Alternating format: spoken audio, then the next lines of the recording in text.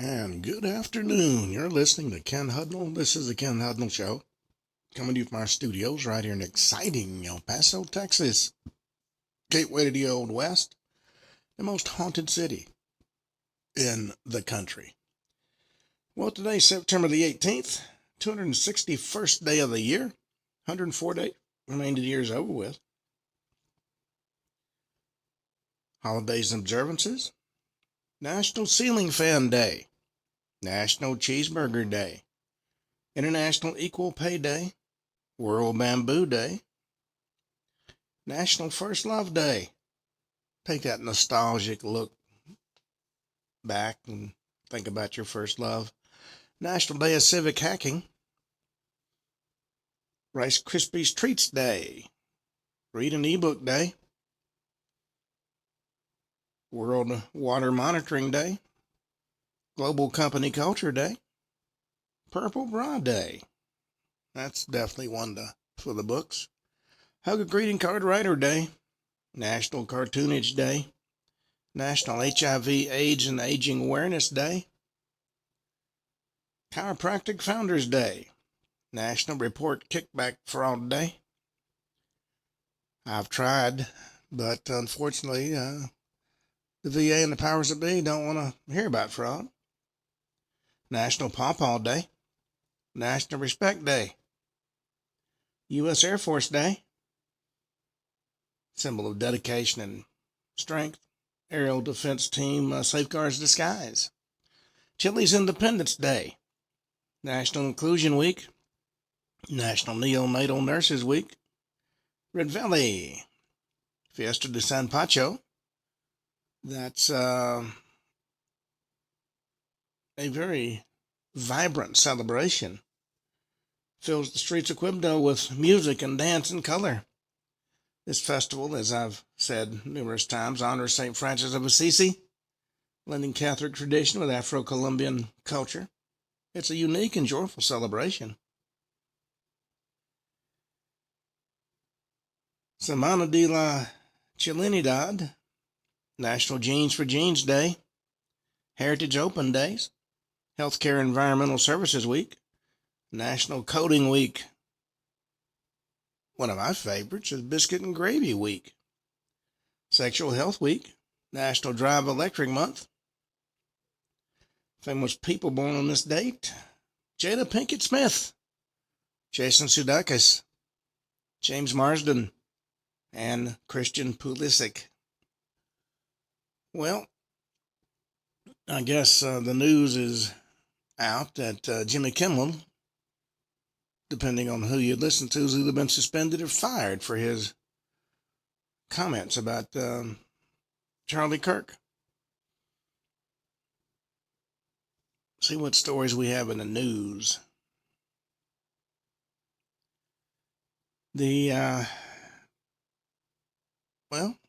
Our first story: Disney has yanked Kimmel's show over a backlash about the Charlie Kirk assassination remarks. Kimmel thought he was above the law. He could say what he wanted and do what he wanted. Well, he found out. It's kind of an FAFO moment.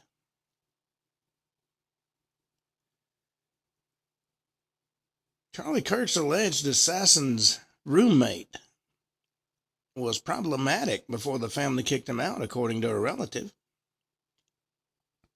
The transgender roommate of conservative activist Charlie Kirk's alleged assassin was kicked out of his parents' house over issues surrounding substance abuse and gender identity and persistent video game addiction. That's according to a relative who was interviewed by Fox News. Lance Twiggs, who hadn't been charged with the crime yet, moved into a townhome in St. George, Utah after living with his grandparents when his father kicked him out. 22-year-old's also in the process of transitioning from male to a female. Kicked out of his parents' home at the age of 18, according to that same relative. So he shared an apartment in southwestern Utah with 22-year-old Tyler Robertson, who's accused of assassinating Kirk. Kirk was taken to a local hospital in critical condition after the shooting, where he later died. Officials says Robinson's been charged with aggravated murder and 2 counts of obstruction of justice and felony discharge of a firearm causing serious bodily injury, 2 counts of witness tampering, and commission of a violent offense in the presence of a child. It's interesting to note that he seems to revel in his notoriety over all this. Well, in Pennsylvania, 5 police officers have been shot. 3 are dead and 2 are in the hospital. The FBI is investigating. The gunman, who has not yet been publicly identified, was killed by police, according to Pennsylvania State Police Commissioner Colonel Christopher Paris. He said authorities know who they are and who they work for, but he didn't comment on a motive. Shooting took place as officers were following up on a domestic-related investigation. It started on Tuesday.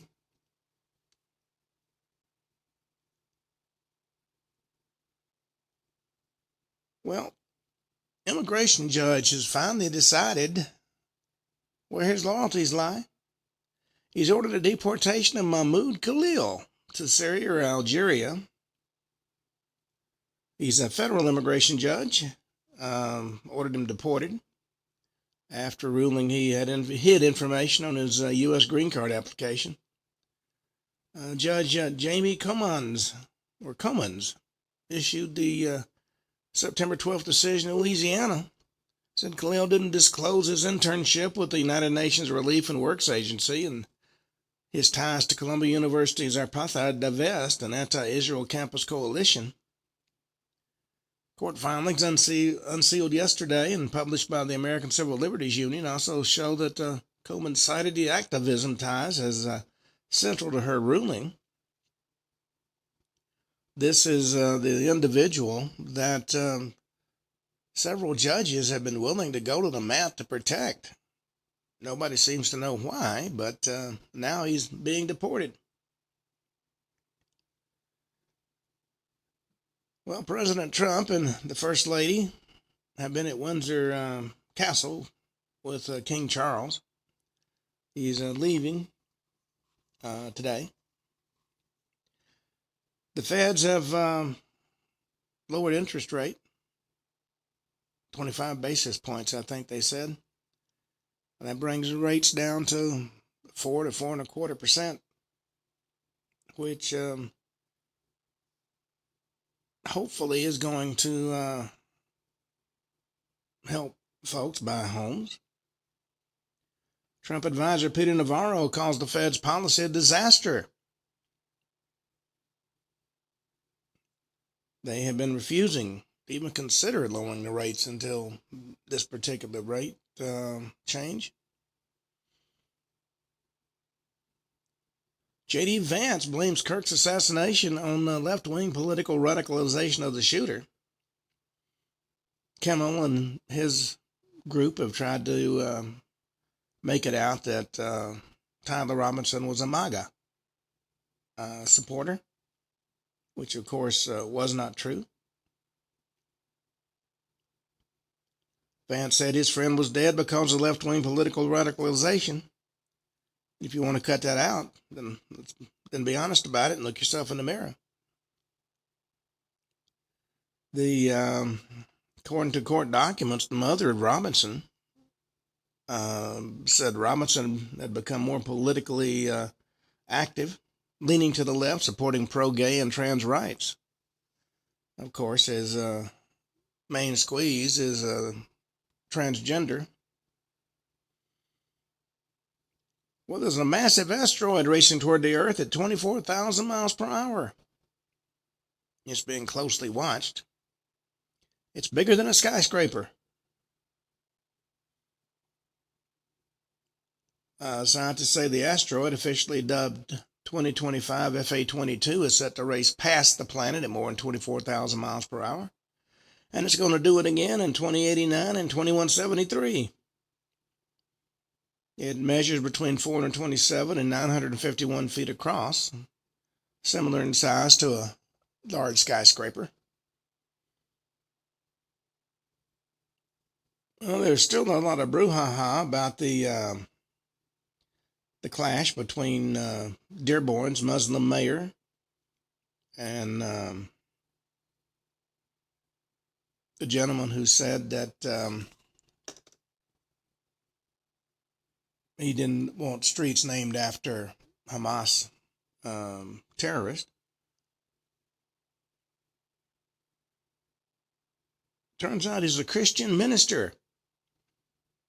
Edward Ted Barham said he will not respond with hate after Dearborn Mayor Abdullah Hamad told him he was not welcome during a heated city council exchange over a controversial honorary street sign naming that went viral.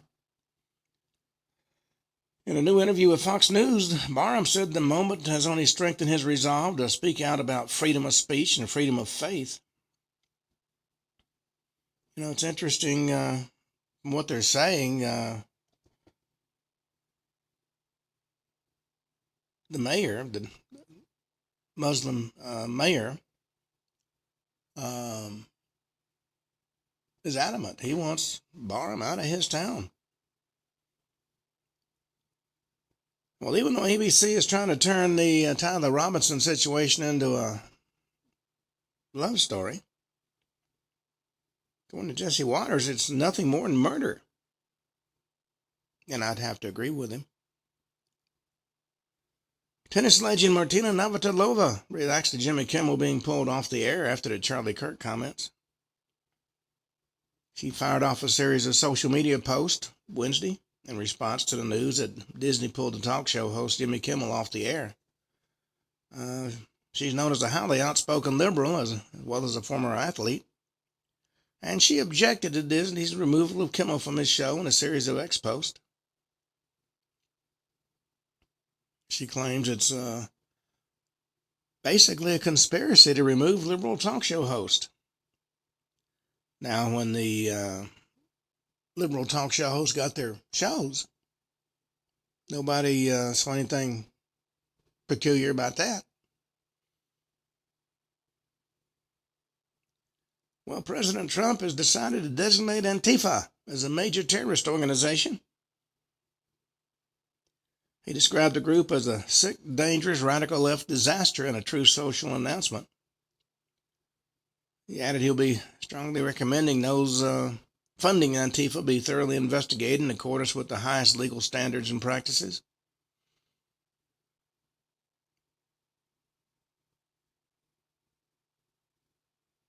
Well, President Trump's admiration for the British royal family traces to the late mother's deep reverence and influence.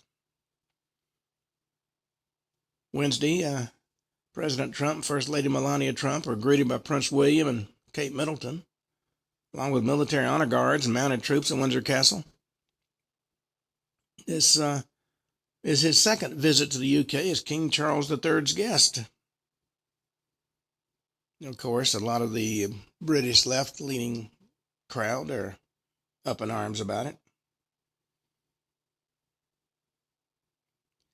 Well, Senators Klobuchar and Grassley are raising the roof, claiming America can't ignore Russia kidnapping Ukrainian children. There was a reunion of some of the kidnapped children and their parents.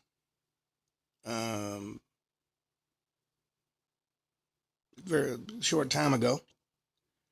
About 1,600 abducted children have been returned home. In the 3.5 years since Russian President Vladimir Putin's unprovoked invasion of Ukraine, Russia has kidnapped an estimated 20,000 Ukrainian children. Now, the real number is probably much higher because Russia has targeted orphanages and vulnerable kids who may not have been identified. And it's also difficult to trace anybody in the midst of war and occupation. Russia itself says over 700,000 children have been so-called evacuated. And the longer time goes by, the harder it's going to be to find these kids. Names and origins are being obscured. Faces and voices change as they grow up, making them harder to identify. And some are so young they may entirely forget where they came from. Here's a new report from Yale University's Humanitarian Research Lab makes it clear just how systematic this program has become. Researchers have identified at least 210 facilities where Ukrainian children have been held across Russia and occupied Ukraine. Everything from summer camps and sanatoriums to cadet schools, a monastery, and even a military base. There are more than 130 of these sites.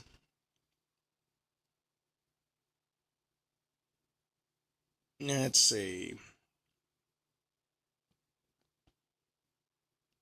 The House Freedom Caucus chair and other Republicans are firmly behind President Trump in designating Antifa as a terror organization. And they definitely want to know who's doing the funding. You know, a lot of these riots that have taken place across the country, turns out the rioters are actually paid $25 an hour to conduct the riots. Somebody's putting up that money.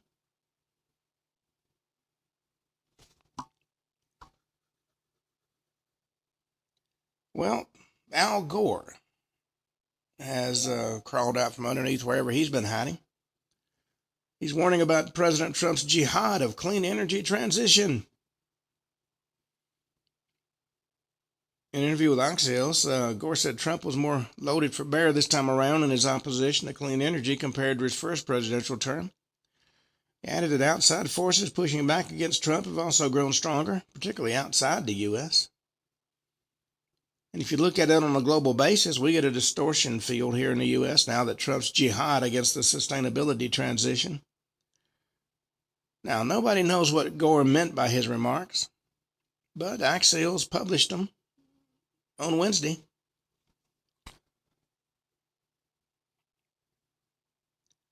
Well, divers have uncovered an extraordinary military treasure tied to a legendary Roman battle.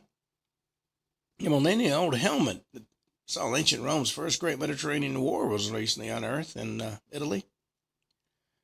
This find was announced by the Sicilian regional government in a September 5th announcement. It was found in the waters off the Agates Islands last August. It's a bronze helmet of the Montefortino type, in extraordinary condition and complete with cheek guards.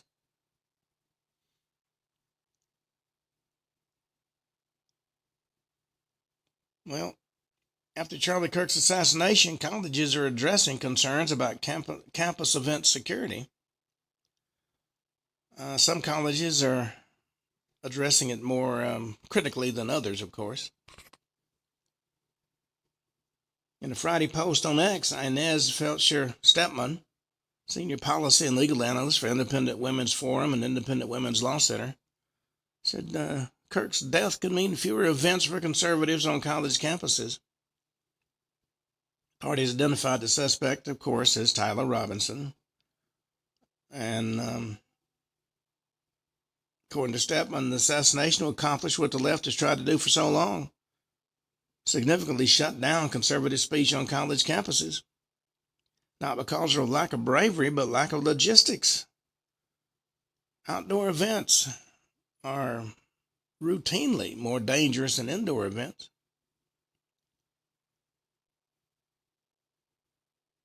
Well, let's see what else we got.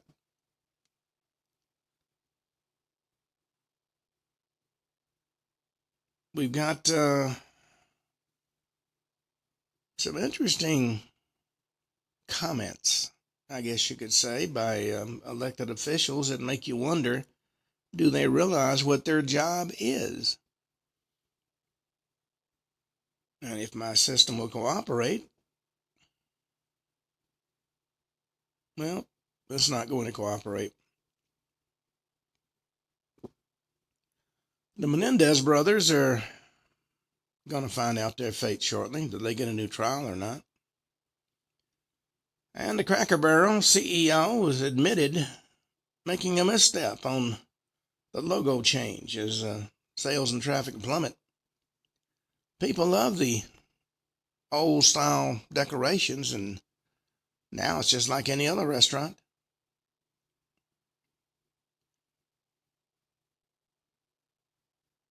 Well, Kash Patel called BS on the Swallowwell in heated exchanges over the Epstein files. Representative Eric Swalwell, a Democrat of California, and FBI Director Kash Patel sparred over Jeffrey Epstein's sex trafficking case files. That's a topic been raised repeatedly on Wednesday during a House Judiciary Committee hearing. He was one of several Democrats to grill Patel over the Justice Department's handling of the files, and he demanded the director tell him about any mention of President Trump in them. Well, Patel wasn't having it, and several people have said Trump's not mentioned. In fact, Trump was originally the one that turned in Epstein for grooming young girls. Well, unfortunately, a lot of the so-called stars can't get over their fixation with supporting Hamas. And others have criticized Hack star Hannah Enbinder for what they call inflammatory and disturbing remarks made during her acceptance speech at the 2025 Emmy Awards on Sunday night. While accepting her award for Best Supporting Actress in a Comedy Series for the HBO Max show, Einbinder ended her remarks by saying, F ICE and free Palestine. She couldn't find Palestine on a map with both hands and a compass, but she wants to free it. Now, Alec Baldwin is smiling at his wife's performance in Dancing with the Stars. Since the Rust incident, you don't see much activity from him.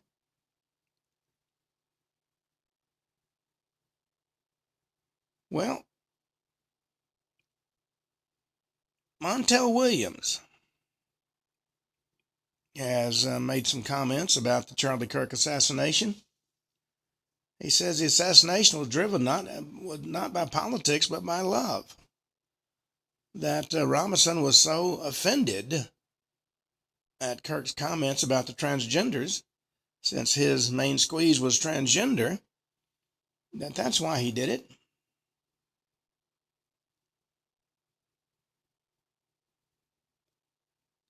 Well, a man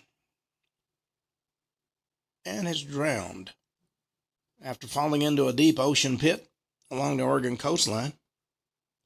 According to the locals, this pit is called Thoreau's Well.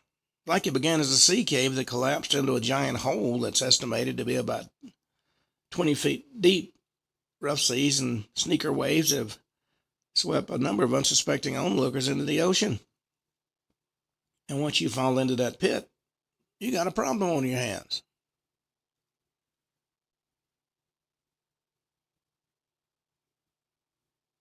Well, another show is taking heat for their making fun of Charlie Kirk and his death. South Park.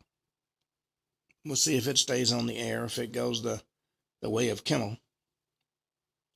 And finally, we've got a individual who has now been captured after slamming his car into the gate of the FBI Pittsburgh field office.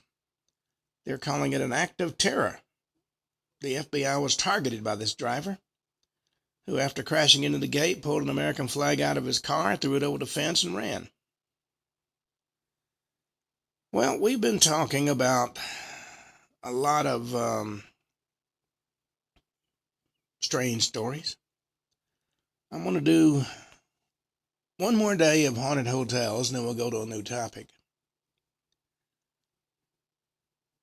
And if you've never stayed in a haunted hotel, you'll have an eye-opening experience, shall we say.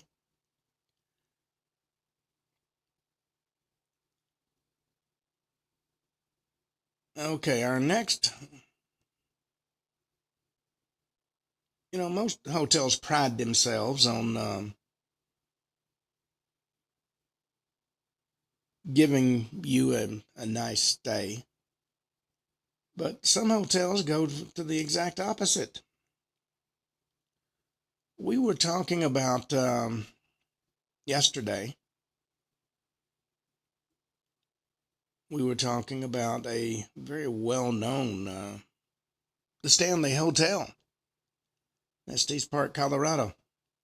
That was the hotel that was the basis of Stephen King's The Shining. Well, we did a number of stories about it, and we got a few more stories for today. We talked about Lord Dunraven and the fact that he was considered a great fan of the ladies, and he had room 401, and he became he was original landowner of the land upon which the Stanley Hotel was built. So naturally, when the hotel was erected, he became a regular guest and a close friend of the Stanleys. He had room 401, and he was known in life as a fan of the ladies. And apparently that hasn't changed very much. As I said yesterday, he's been known to wrap his arms around women's waist and play with their hair. Not exactly a fan of men, though. Men often feel unwelcome when they stay in room 401. And if they're particularly unlikable, they're going to find items stolen right off their persons. Apparently, he was quite a effective pickpocket. Well, just down the hall from Lord Dunraven's room is another one, room 407. And this is occupied by a ghostly resident who's a little kinder to everybody. Now, nobody knows who this particular ghost is, but it's actually been known to tuck people in at night, especially if they're little boys. It's worth noting that this used to be the family floor, where nannies often cared for young children while their parents enjoyed time in the mountains. This could be the ghost of a nanny wanting to care for others from beyond the grave. It would seem like it based on the activities that have taken place. Then in room 428, and let's face it, the fourth floor is where you want to be if you want the best chance of encountering the paranormal. It often comes as a surprise how old-fashioned some of these guest ghosts appear to be. Now, the days of the Wild West weren't too long ago in Colorado's history, and anybody that visits room 428 ought to be well aware of that fact. It's in this room that one lone cowboy spent most of his time during his travels. And it looks like he really enjoyed the hotel because, frankly, many people say he never left. Nobody knows who he was, and nobody knows why he stayed there. Well, visitors often report waking up to a man in full cowboy attire, smiling at him before he just fades into nothingness. Sometimes he likes to pace around the room. He's a very respectful ghost that seems well aware of the fact he's dead. One couple politely asked him to leave, and he tipped his hat and vanished. Now, he happens to be a fan of young women, often seen kissing their foreheads goodnight. Might be a bit unsettling for some folks because he's not the only ghost in the room. During the winter, room 428's activity kicks up a notch. Families who stay in this room often call the desk to report strange groaning noises, lights flickering, and ominous footsteps sneaking up to the bed. So while the cowboy is definitely a nice guy by all reports, whoever or whatever is near him certainly is not. At the center of the hotel is a sprawling old-world concert hall where hundreds of parties have been thrown. With all the good vibes to be held there, it's no wonder that some regulars decide to stick around. Once in a while, people claim to hear phantom parties going on, often accompanied by a ghostly piano playing by Fiona Stanley herself. Now, it's not suggested sticking around to see who's attending the party. One former night guard by the name of Paul was tasked with ensuring people didn't stay long after a party.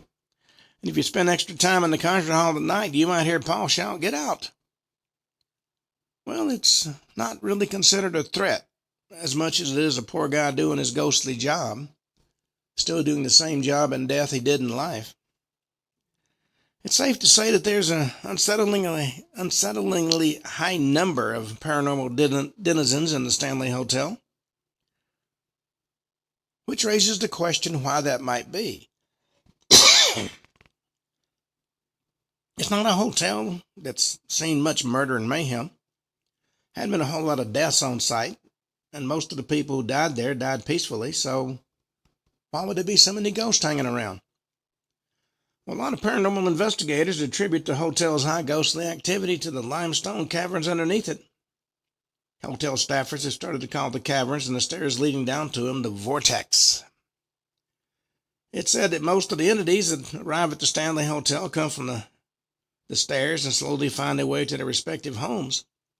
Staircase near the floors has been a major transit system for the ghostly residents of the Stanley Hotel. And if you go online and do a search, you might notice several photographs depicting blurry or faceless people wandering up the stairs.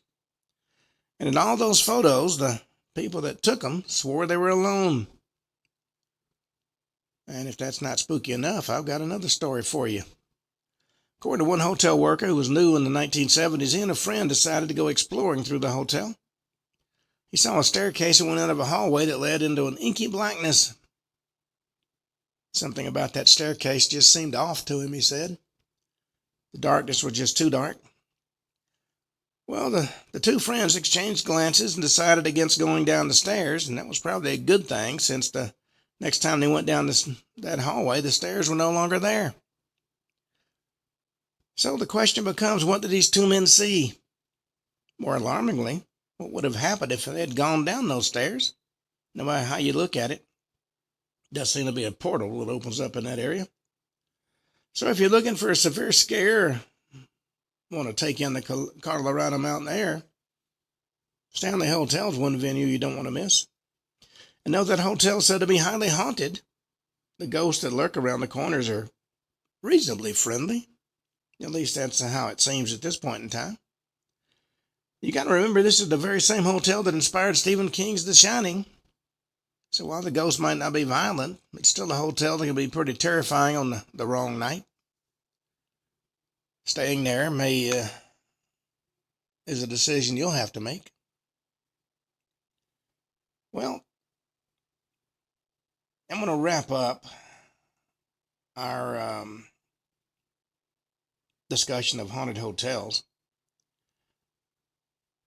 and look at some of the stories I've been sent from truckers. You know, truckers spend a lot of their time in their vehicles and on the road, so it's no surprise that a lot of drivers are familiar with some of the most haunted streets, not only in the United States, but in the UK as well.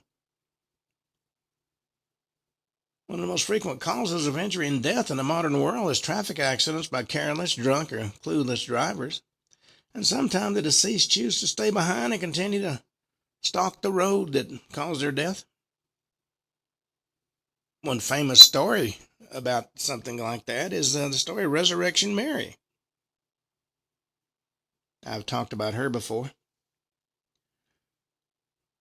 We're going to start out our trucker discussion with the Scottish A75. Now, Scotland's home to some of the world's most intriguing mythology and ghost stories, stretching back to ancient times and on up to the present.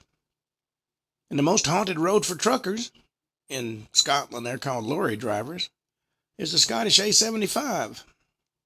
According to the local paranormal investigation committee, the road's been the home of infamous creatures like the banshee and wandering spirits lacking eyes and noses, and even screaming women foaming at the mouth.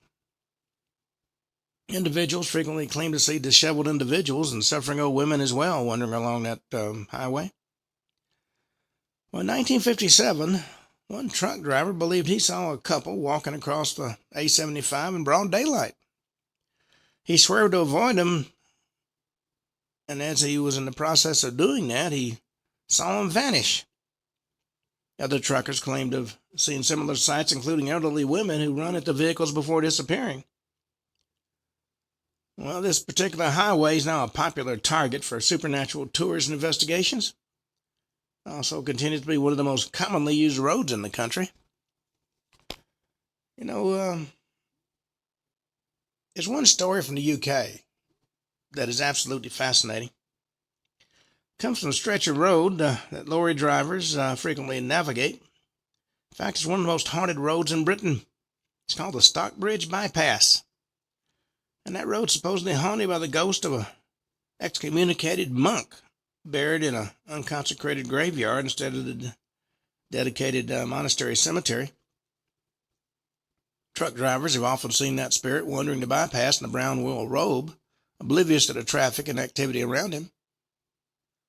Well, more disturbing ghosts live in the area, including those of several deceased children. Sometime during the mid-20th century, multiple children were wandering through the area and fell down open mine shafts.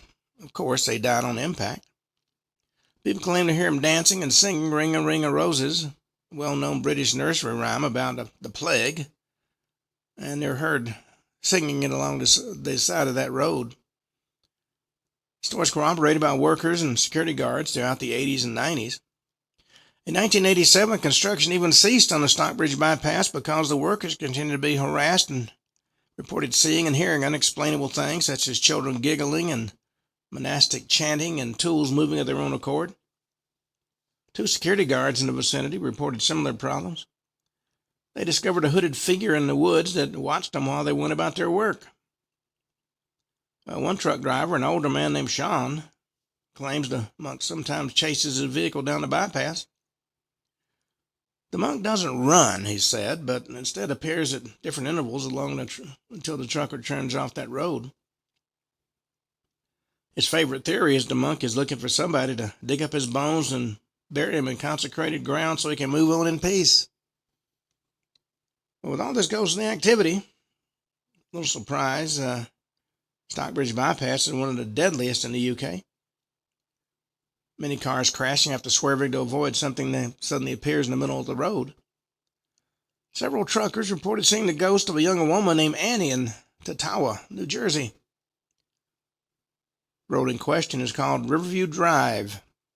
Annie and her boyfriend went to the prom together, but that night ended in tragedy. First, she and her boyfriend got into a particularly nasty fight after the dance. So instead of spending another second in the shouting match, she chose to walk home in the middle of the night. Now, this was before the era of cell phones, so she had no way of contacting her parents or finding another friend to give her a ride. While walking along Riverview Drive, she noticed a pickup truck behind her. She signaled for help, but the driver didn't see her and hit her with the corner of his front bumper. Annie's prom dress became entangled with the bumper, and she was dragged across the asphalt.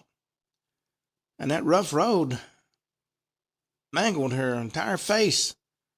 A large blood stain remained behind on the road until 2000, when the entire street was refinished and repaved. A lot of truckers are required to travel along the highway where Annie died. Several report consistent electronic failure along her route home, as well as radio interference that appears as static and heavy female breathing. One trucker claims to have seen Annie along the side of the road, although he admits it could have been his imagination. She seemed to be wearing a pink prom dress from the 1980s.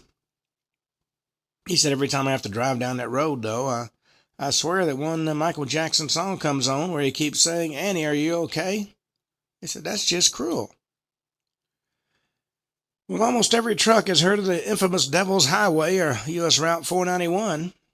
Before being renamed in 2003, U.S. 491 is originally the United States Route 666. Runs from Gallup, New Mexico to Monticello, Utah. The end of the road occurs just before hitting the Abajo Mountains. Devil's Highway is well known for its sheer number of accidents and the strange occurrences surrounding it. The Mexico Department of Transportation reported in a single year, that was 2001, there were 489 accidents between mile markers 1 and mile marker 69, including 13 total fatalities. Once the road was renamed, accidents dropped at a ridiculous degree. In 2006, there were only 20 accidents and a single death. So does the name have something to do with it? And why is this road so dangerous? According to truckers who use it while working in the Southwest, there's any number of reasons for that. Some claim it was all superstitious nonsense created by drivers. After all, the number 666 is considered the evilest in Christian cultures, or cultures heavily influenced by Christianity. The number 666 was the number of the beast and associated with the Antichrist. Superstitious or irrational fear might have made drivers more wary and distracted while driving, leading to accidents. The U.S. Department of Transportation agreed with truckers about this particular fact. One resolution about renaming the US 666 indicated drivers were scared of the road because they thought the devil controlled it. Other truckers believe the road is haunted or controlled by a malevolent supernatural entity. One person interviewed claimed to have seen a hellhound howling and running after his truck while driving through part of Colorado one night. Another individual stated he could see multiple dark strangers standing along the side of the highway, reaching out with clawed hands to try and hitch a ride.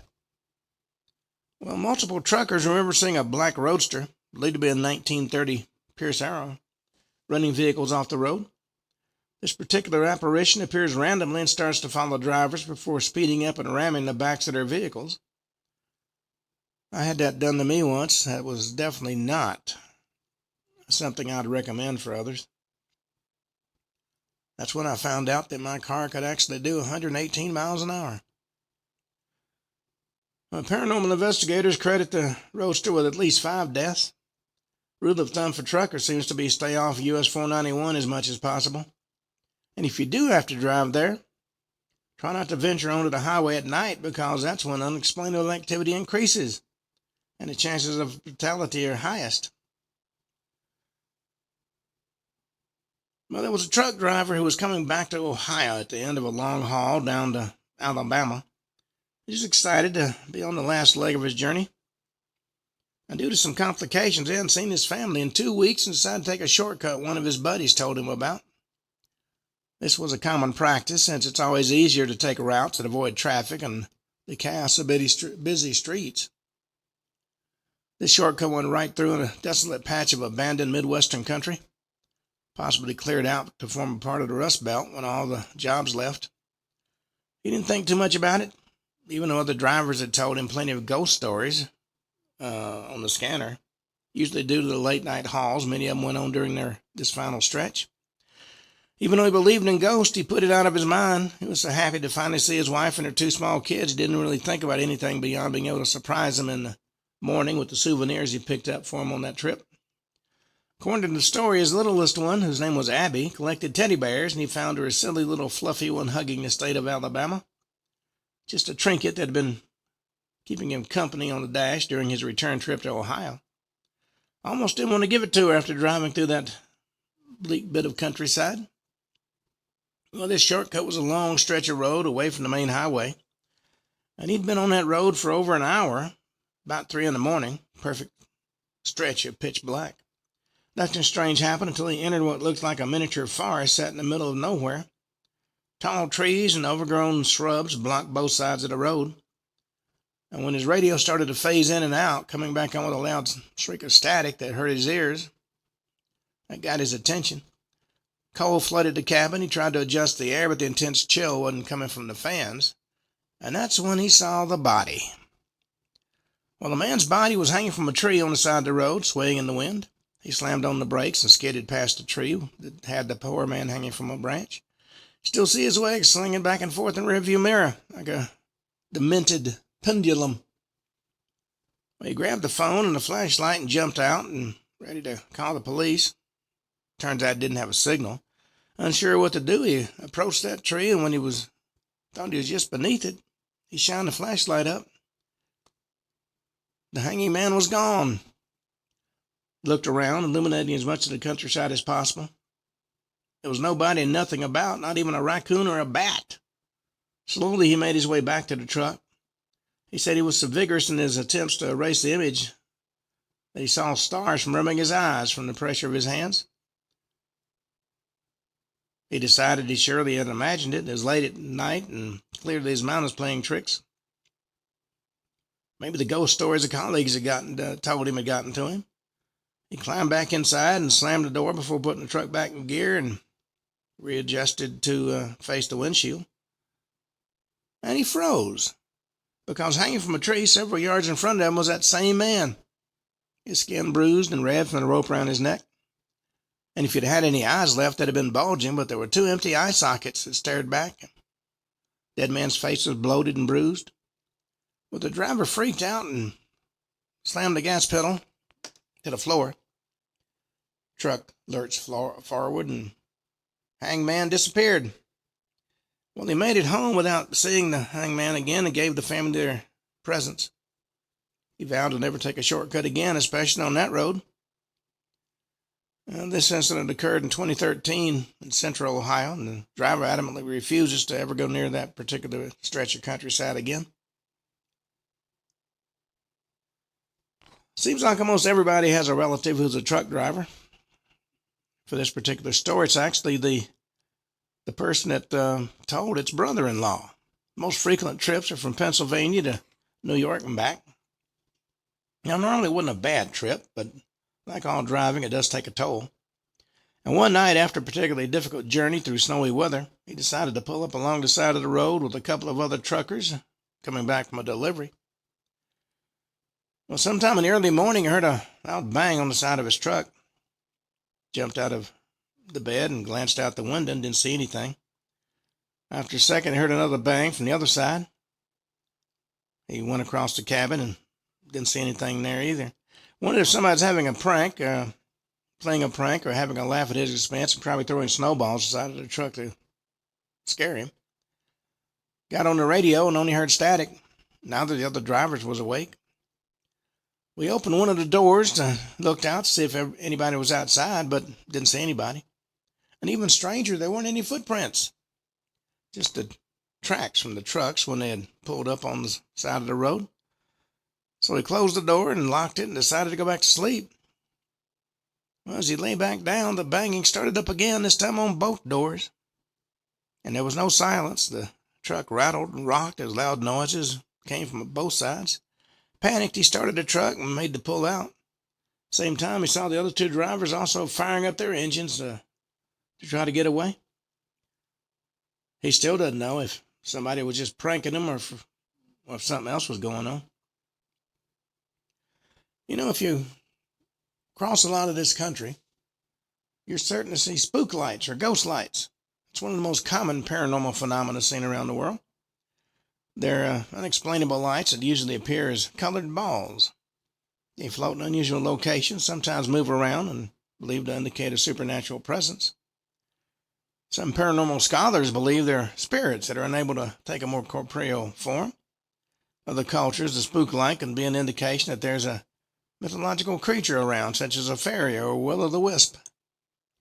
Truckers frequently encounter spook lights on their travels, usually in more deserted areas. Some have even been seen some of the more famous spook lights in existence, such as those in an area called the Spooksville Triangle. Now, the Spooksville Triangle is a collection of roads around three cities: Miami, Oklahoma, Columbus, Kansas, and Joplin, Missouri. The largest road in that collection is Interstate 44. The others frequently intersect it to form a center of supernatural activity. This location, individuals have reported seeing unexplainable red and yellow lights, both stationary and active, and that's been for the past century. The most well-known lights, the Hornet Spook Light, which appears on Missouri State Highway N4703. Well, the Hornet Spook Light can be found on a patch of open land stretching 4 miles across Gum Road in Missouri. The light's been sighted as far back as 1866, when individuals first started telling stories about a strange yellow light that can be found weaving between the trees. Supposedly, the Army Corps of Engineers investigated this light several times in 1946 to determine it possessed no known origin.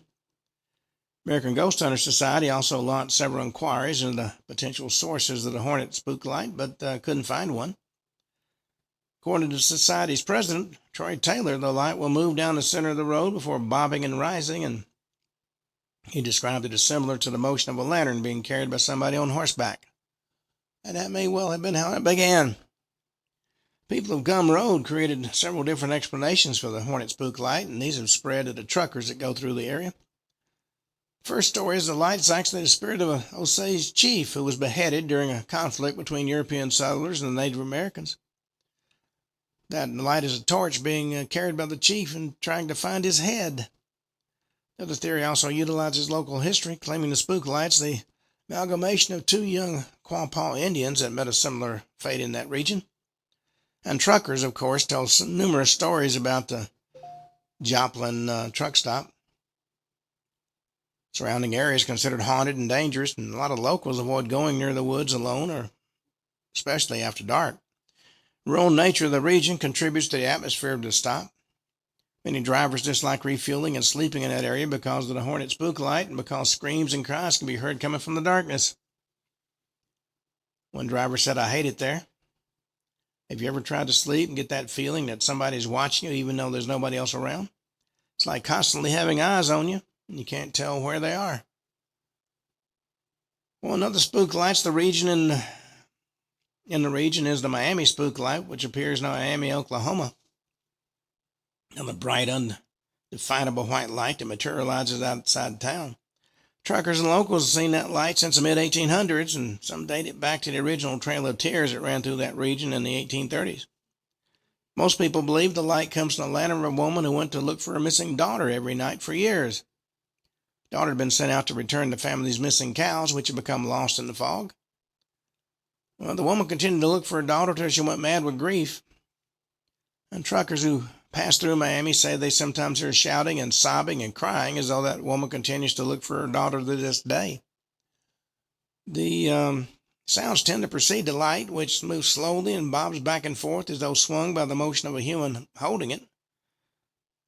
Unlike some other stories, nobody claims to have seen any phantom bovines.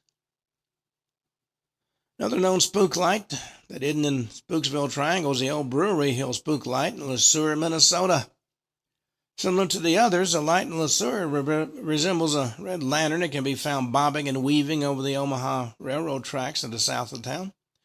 The story behind this one isn't as scary as the others, though truckers still find it disturbing to look up from their wheels and see the red light hovering above the tracks. In 1875, a man named George Kinsley started one of Minnesota's first breweries. Major aspect of the brewery was the two cellars built partially into caves where a wooden cask and barrels of beer could be stored. These caves kept the drinks cool and helped preserve them longer. According to legend, an old hermit started to live in one of the caves and only came out at night when he could be seen traveling with a red lantern. Unfortunately, it wasn't always seen, though. One particular dark night, he was struck by a train and appears to have died in the vicinity. Well, the red light comes and goes at least once a week and vanishes if anybody comes too close. Several people tried to investigate the source, but once again unable to find a reasonable point of origin. Now, Pennsylvania is one of the existing colonies during the Revolutionary War and naturally saw the fighting and action on its home turf. And sometimes the deceased chose to stay in the place they died rather than shuffling off this mortal coil. When this happens, they can scare the Jesus out of truckers. A young driver named James was hauling through the Keystone State from New York to Maryland when he hit some serious mountain and found himself behind a flatbed that was struggling in the terrain. Well, sipping on his soda, he noticed a truck in front of him was starting to lean and slowly ease back, giving the other driver enough space. He put his soda can down and checked his mirrors and paused. There was a strange light coming from the woods on the right. It seemed to be floating, attached to nothing, and coming from nowhere. Standing on the shoulder just ahead and in front of the tree line was a man of older than 18 wearing an old uniform and carrying a musket. Well, at first, the truck driver thought it might be a cosplayer or war reenactor stranded on the side of the road. He slowed further and slowed down the run only to be greeted by frigid air that didn't belong on a hot July night. Then as he got closer, he saw that soldier was only staring. He wasn't blinking, he wasn't moving, he wasn't even breathing. Well, a sudden spike of panic struck the trucker, and he slammed on the gas and shuttled past that soldier who didn't move. When he checked his rearview mirror, he saw that soldier standing in the same spot, staring off into the distance. Well, he kept going, the chill flooding his cabin. After about a mile, the temperature spiked and the cold air dissipated. He decided he wasn't going to stop that truck till he hit Maryland. Well, ghosts and ghouls and spirits and specters and supernatural all phenomena or creatures that truckers might encounter along their routes. Their jobs do involve long hours, late nights, mental boredom, and physical stress. Not surprising, these professionals experience a broad range of paranormal encounters while driving. And when I do these stories, I'm not trying to be exhausted by any means. I'm just picking and choosing, so to speak. There have been a lot of stories that are strange and unusual. And you never know when you're going to run into a truly bizarre story. I'm going to give you one from my UFO book. Anybody in the U.S. who knows anything at all about UFOs always think of the de facto, the alpha and the omega, and end all, be all of sightings. Roswell, city in New Mexico, speculated to be near the infamous Area 51. That's where the U.S. government supposedly keeps hidden all sorts of fantastical, occult, and extraterrestrial artifacts. And the incident at Roswell is by far the most famous UFO sighting. And while it's believed to have started the alien craze throughout the country, that's not true, as I'm talking about in my new book. In 1947, according to the Army's explanation, a weather balloon controlled by the U.S. Army Air Forces was struck by debris and fell out of the sky. The balloon shattered into several chunks of debris. Crashed on Mac Brazil's ranch, causing widespread interest and rumors throughout the region. And to quell the rumors, the military initially announced, they issued a press release that they had one of those mysterious saucers. And then the next day or two, they came out with a correction. It was a weather balloon. Well, if you've read anything about it, you know that the evidence supporting the weather balloon story was made up. What was it that crashed at Roswell? Well, we're going to do a story about that in a future show. But for right now, we come to the end of today's show because you're running out of time. So until tomorrow at this time, this is Ken Hudnall for the Ken Hudnall Show saying have a truly great evening.